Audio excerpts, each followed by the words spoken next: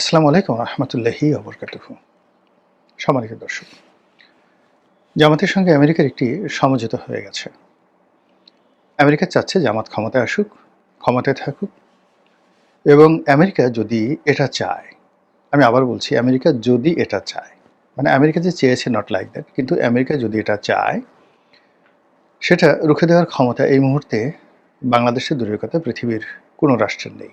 অর্থাৎ জামাত এবং তার পছন্দের লোক যদি ক্ষমতায় না আসে, তাহলে নির্বাচন হবে না, তারা শতভাগ নিশ্চিত হবে। এরকম যখন কথাবার্তা হচ্ছে, আলাপ আলোচনা হচ্ছে, বিশেষ করে ৪ জন নারী সাংবাদিক, যাদের একটা বিরাট অংশ জামাত বিরোধী, তো তাদেরকে আমেরিকার দূতাবাসে ডেকে নিয়ে সেখানকার কর্তা ব্যক্তিরা জামাত সম্পর্কে যে সকল কথাবার্তা বলেছেন এবং সে সকল কথার যে অডিও ফুটেজ ভাইরাল হয়ে পড়েছে, এরপর থেকেই রাজনীতির অঙ্গনে একের পর এক বিতর্ক। হায় হায়, আমেরিকার কি মাথা খারাপ হয়ে গেল?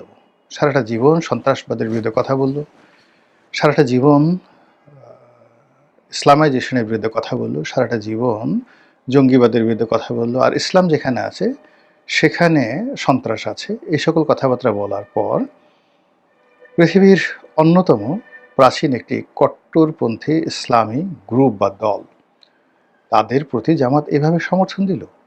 এটা একটা কথা হলো? এটা কি আমেরিকার নীতি বা পলিসি?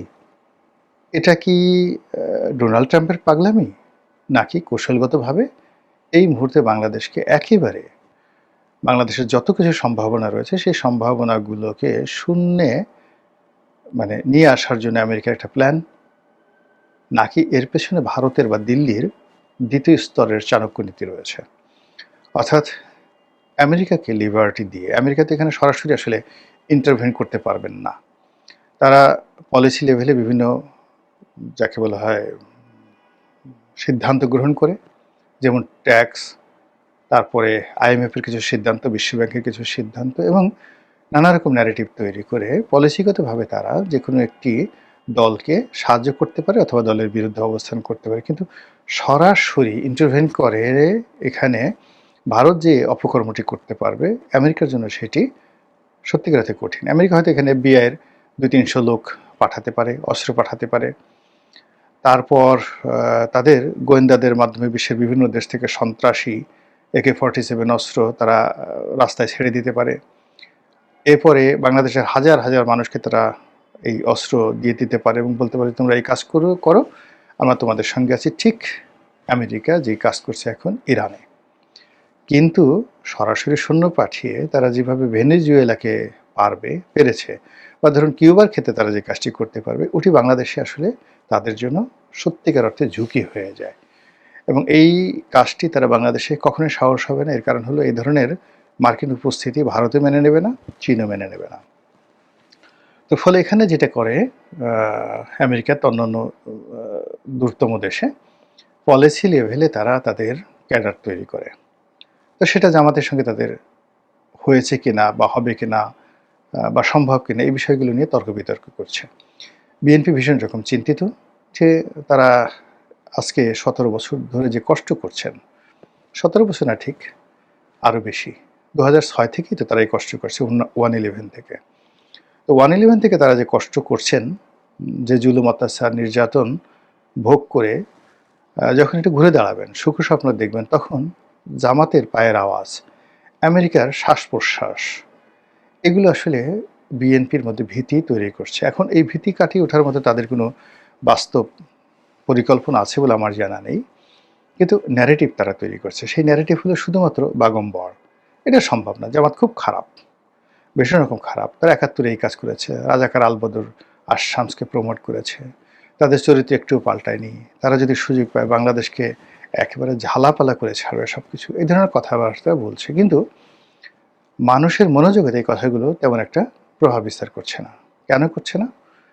মানুষ যেটা দেখছে যে বিএনপির যারা লোকজন, তারা সাক্ষাৎ চাঁদাবাজি করছে, আর জামাতের লোকজন বর্তমানে চাঁদাবাজি করছে না, জান্নাতের লোভ দেখাচ্ছে। তো এই দুটোর মধ্যে যদি আমজনতাকে পার্থক্য করতে বলা হয়, তারা মনে করে যে চাঁদাবাজি, জুলুম, অত্যাচার, এগুলোর চেয়ে যদি কোনো মানুষ ওয়াজ করে জান্নাতের কথা বলে, এটা বিরক্তিকর লাগতে পারে কারো কারো কাছে, কিন্তু ক্ষতিকর নয়। ২ নম্বর হলো যে বিএনপি, আওয়ামী লীগ, জাতীয় পার্টি এই দলগুলোর যে ন্যারেটিভ রয়েছে, যখনই তারা ক্ষমতায় গেছে, তারা রাষ্ট্র ক্ষমতায় ব্যবহার করে টাকা পাচার করেছে, বাড়ি করেছে, গাড়ি করেছে, মদ জুয়ার আসর বসিয়েছে। তাদের মন্ত্রী, এমপি থেকে শুরু করে একেবারে শীর্ষ কর্তা ব্যক্তি যারা আছেন, তাদের সকলের বিরুদ্ধেই রীতিমতো হারেম, এই যে অ্যাপিস্টেন কেলেঙ্কারি, যৌন কেলেঙ্কারি, এরকম অসংখ্য যৌন কেলেঙ্কারি বহু সংখ্যক ক্ষমতাধরদের বিরুদ্ধে রয়েছে।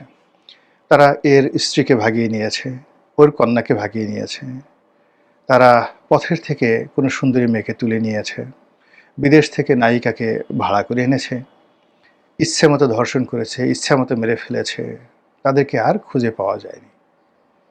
এরকম অসংখ্য ঘটনা ঘটেছে।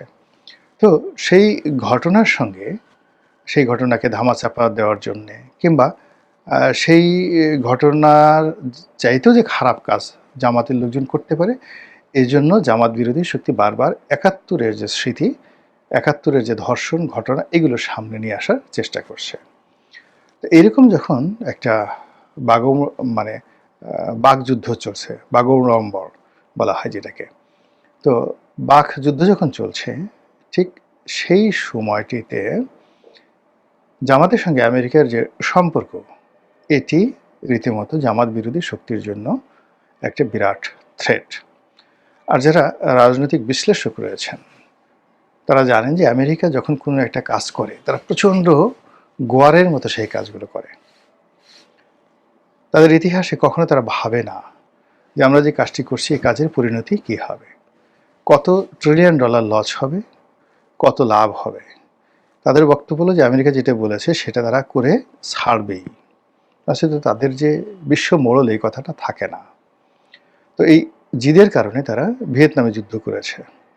তারা যখন বুঝতে পারলো যে ভিয়েতনামে তাদের একটা বিরাট বিপর্যয় হয়ে গেছে, তারপরেও কিন্তু তারা শেষ সময়ে $ট্রিলিয়ন তারা মানে সেই ভিয়েতনামের মাটিতে গোলা বারুদ দিয়ে মাটিকে পুড়িয়ে ছারখার করে দিয়েছে শেষ মুহূর্তে, যুদ্ধের নির্মম পরাজয় জানা সত্ত্বেও। তারা হিরোশিমা নাগাসাকিতে কি করেছে, তারপর তারা মধ্যপ্রাচ্যের ইরাক, লিবিয়া, সিরিয়া, ইয়েমেন কি করেছে সেখানে তছনছ করে। আর এখন ইরান নিয়ে যা কিছু করছে, ইরানকে মাটির সঙ্গে মিশিয়ে দেওয়ার যে প্ল্যান তারা করছে, এবং এই প্ল্যানে তারা যদি সফল হয় বা তারা করে, তারা পৃথিবীতে টিকে থাকবে অথবা ইরান টিকে থাকবে, এরকম একটা জায়গাতে তারা নিয়ে এসেছে। বিশ্ব রাজনীতিতে ইসরায়েলকে নিয়ে তারা যে কাজগুলো করছে, কোনো লজ্জা শরমের বালাই নেই। সারা দুনিয়া দেখছে যে ইসরায়েল কি নির্মমতা এখন আজকের দিনটি পর্যন্ত চালাচ্ছে, কিন্তু ওটা নিয়ে তাদের কোনো মানে লজ্জা নেই, শরম নেই। তারা বলে যাচ্ছে যে ইসরায়েল তাদের নিজেদের অধিকার, নিজেদের জনগণের মানবাধিকার রক্ষা করার জন্য ফিলিস্তিনের উপর আক্রমণ চালাচ্ছে, ফিলিস্তিনের সন্ত্রাসী, তারাই এই যুদ্ধের উদ্ভব করছে। এই ধরনের কথাবার্তা তারা বিশ্ব মিডিয়াতে বলে বেড়াচ্ছে, আর অকাতরে ইসরায়েলকে সহযোগিতা করে যাচ্ছে। তারা আফগানিস্তানে যে কাজ করেছে, পাকিস্তানে যে কাজ করেছে এবং এখনও করে যাচ্ছে, তার ধারাবাহিকতায় বিশ্বাস করেন জামাতের সঙ্গে তাদের যে সম্পর্ক, এটি নস্যি। আফগানিস্তানের Taliban, Mullah Omar, Al Qaeda, Osama bin Laden, Abu Bakr মানে দায়েশ এবং আইএস, এই যে সম্মিলিত শক্তি মধ্যপ্রাচ্যে তাদেরকে প্রমোট করা এবং তাদেরকে ধ্বংস করার জন্য আমেরিকা যে কাজ করেছে, সেই একই কাজ তারা যদি জামাতের সাথে করতে চায়, তাহলে তাদের 1% এফোর্ট দিতে হবে না, যেটা আফগানিস্তান তাদের দিতে হয়েছে। ২ নম্বর হলো যে আফগানিস্তানের যে তাদের বিনিয়োগ, সেই বিনিয়োগে তাদের যে আউটপুট এসেছে, তার সাথে বাংলাদেশে যে তাদের বিনিয়োগ, এটার আউটপুট অনেক অনেক বেশি।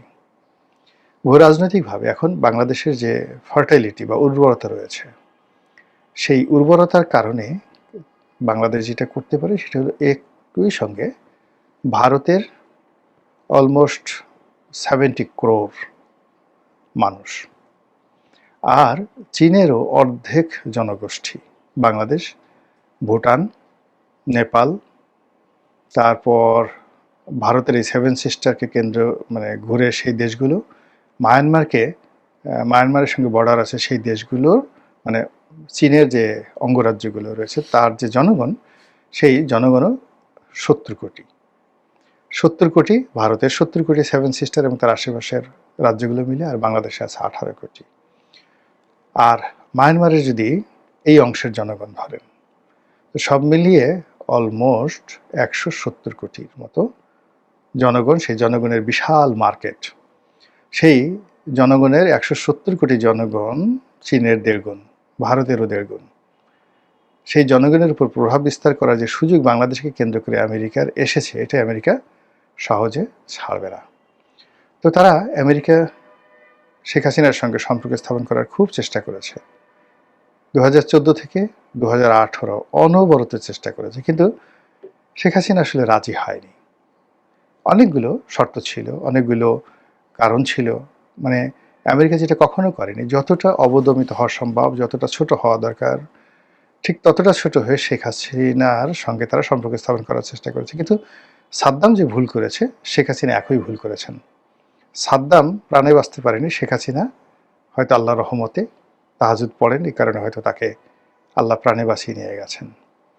কিন্তু ঘটনা ঠিক সাদ্দামের সাথে যে ঘটনা ঘটেছে, ঠিক সেম ঘটনা কিন্তু ঘটেছে শেখ হাসিনার সঙ্গে। কিন্তু ইরাকের মতো মানে লিবিয়ার মতো ঘটনা ঘটেনি। লিবিয়াতে যেটা হলো, লিবিয়া প্রথম দিকে চেয়েছে আমেরিকার সাথে একটা সম্পর্ক স্থাপন করার জন্য, কিন্তু রোনাল্ড রিগানের আমল থেকে লিবিয়াকে আসলে আমেরিকা খরচের খাতায় ফেলে দিয়েছে। কিন্তু শেখ হাসিনার সঙ্গে কিন্তু তারা সম্পর্ক স্থাপন করতে চেয়েছিল। বিএনপিকে তারা 2001 সন থেকেই বিএনপিকে মাইনাস করে দিয়েছে, এবং বিএনপিকে যে মাইনাস করেছে তার মূল কারণটা হলো জামাতের কারণে তারা বিএনপি মাইনাস করেছে। আর বিএনপির দুর্নীতি, অনিয়ম এবং সন্ত্রাসের মদদ দেওয়া, এই বিষয়টি তাদেরকে ভাবিয়ে তুলেছে। বিএনপি সেই জায়গা থেকে বিএনপিকে তারা আর ব্ল্যাক লিস্ট থেকে হোয়াইট লিস্টে আনেনি। এখন বাংলাদেশে তারা দেখলো যে বৃহৎ দুটো রাজনৈতিক শক্তি, তারা জাতীয় পার্টিকে শক্তি মনে করছে না, বিএনপি এবং আওয়ামী লীগ, তাদেরকে তারা বিশ্বাস করতে পারছে না, আনতে পারছে না। আর এখন তাদের একমাত্র সঙ্গী হলো জামাত। এই কারণে যে বিএনপিকে তারা পাচ্ছে না, বিএনপির সঙ্গে তাদের সেই লেভেলে যোগাযোগ হচ্ছে না, বিকজ বিএনপি যে বৃহৎ শক্তিটি, ভারতমুখী আরেকটি শক্তি হলো সৌদি আরব, পাকিস্তান, চীন, এই পন্থী। তো ফলে কি হলো, রাজনৈতিকভাবে একক সিদ্ধান্ত দিয়ে দৃঢ়তার নিয়ে আমেরিকার প্রকল্পগুলো বাস্তবায়ন করার মতো অবস্থা তাদের নেই। সেক্ষেত্রে জামাতের যে এন্টি ভারত সেন্টিমেন্ট আছে, তাদের একটা রেজিমেন্টাল ফোর্স রয়েছে, এবং একই সঙ্গে আমেরিকার যে সকল বন্ধু রাষ্ট্র রয়েছে, সংযুক্ত আরব আমিরাত, তারপরে বন্ধু রাষ্ট্র রয়েছে কাতার, তারপরে সৌদি আরব, পাকিস্তান, যাদের সঙ্গে ট্রাস্ট দিয়ে একটা কৌশলগত মিত্রতা রয়েছে আমেরিকার, সেই মোর দ্যান 70 ইয়ার্স, 70 বছরের অধিক সময় ধরে। তো কাজেই এখানে একটা গ্রুপ করা যেতে পারে, একটা সিন্ডিকেট তৈরি করা যেতে পারে জামাতের মাধ্যমে। আর জামাতকে দিয়ে তারা যত সহজে, ইতিবাচক হোক নেতিবাচক হোক, তারা যত সহজে যে কাজগুলো করে ফেলতে পারবে, এটা অন্য কোনো শক্তিকে দিয়ে সম্ভব না। এটা হলো যারা পলিটিক্যাল, যারা অ্যানালিস্ট, তাদের বক্তব্য। তো এই অবস্থার মধ্যে নির্বাচনের ডামাডোল বাজছে। এই অবস্থার মধ্যে আমিরে জামাত একটার পর একটা বক্তব্য দিচ্ছে, আর আমিরে জামাতকে কলুষিত করার জন্য, ব্ল্যাক লিস্টেড করার জন্য, তাকে নিন্দিত, ঘৃণিত করার জন্য তার যারা প্রতিপক্ষ প্রাণান্ত চেষ্টা চালিয়ে যাচ্ছে। আর আমেরিকা চুপচাপ বসে আছে। এবং আপনি লক্ষ্য করুন যে সাধারণত ডোনাল্ড ট্রাম্প কথা না বলে থাকতে পারেন না। সাম্প্রতিক সময় তিনি এতটা নিশ্চুপ হয়ে গেছেন বাংলাদেশের ব্যাপারে, যেটা কিনা অনেকেরই সন্দেহ তৈরি করেছে। মহান আল্লাহ আমাদের সবাইকে হেদায়েত দান করুন এবং হেফাজত করুন। আসসালামু আলাইকুম ওয়া রাহমাতুল্লাহি ওয়া বারাকাতুহু।